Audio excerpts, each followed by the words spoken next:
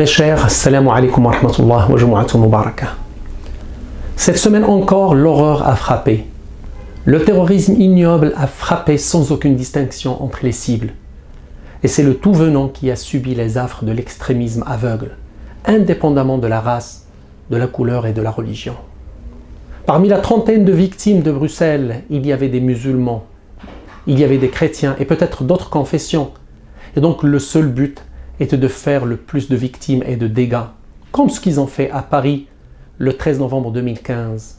Des innocents abattus de sang-froid, et leur seul tort est qu'ils se sont trouvés au mauvais moment et à la mauvaise place. Pourquoi autant de haine? Pourquoi autant de cruauté?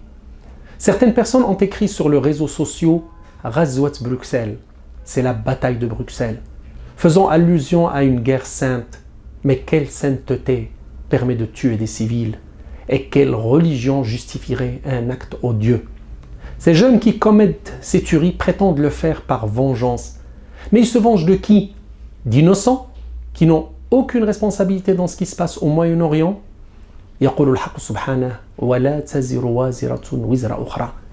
Personne ne portera le fardeau d'autrui. Parmi les victimes, il y avait des Marocains, des Français, des Belges et d'autres. Et donc, qui parmi ces gens-là est responsable? Ce qui s'est passé à Bruxelles mardi, à Istanbul et en Côte d'Ivoire la semaine dernière, est un peu partout dans le monde entier et tout simplement du terrorisme qui n'a rien à voir avec les religions.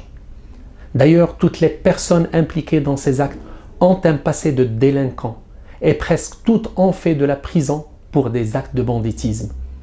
Et ça rejoint ce que j'ai dit dans la chronique de la semaine dernière, que ces jeunes en rupture sociale font leur première classe dans la délinquance puis rejoignent le terrorisme international. Lors de la fouille des planques des terroristes, les enquêteurs ont trouvé un testament appartenant à l'un d'eux, Brahim el-Bakraoui, où il reconnaît ne savoir plus quoi faire, ce qui démontre que ces jeunes ont été endoctrinés au point que lorsqu'ils se rendent compte de l'ampleur de leur forfait, ils sont désemparés et préfèrent la mort. Aujourd'hui, un travail énorme nous attend. Un chantier gigantesque doit être entrepris si on veut freiner cette folie meurtrière et restaurer un équilibre sociétal. Il faut récupérer ces jeunes des griffes des commanditaires qu'on connaît aujourd'hui, particulièrement après la déclaration ou les déclarations de Mme Hillary Clinton sur la genèse du groupe Al-Qaïda et Daesh.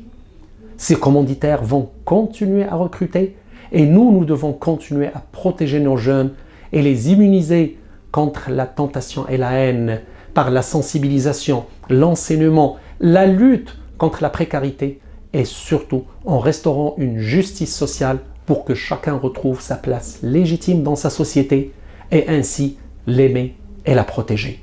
Tristement et à vendredi prochain, Inch'Allah.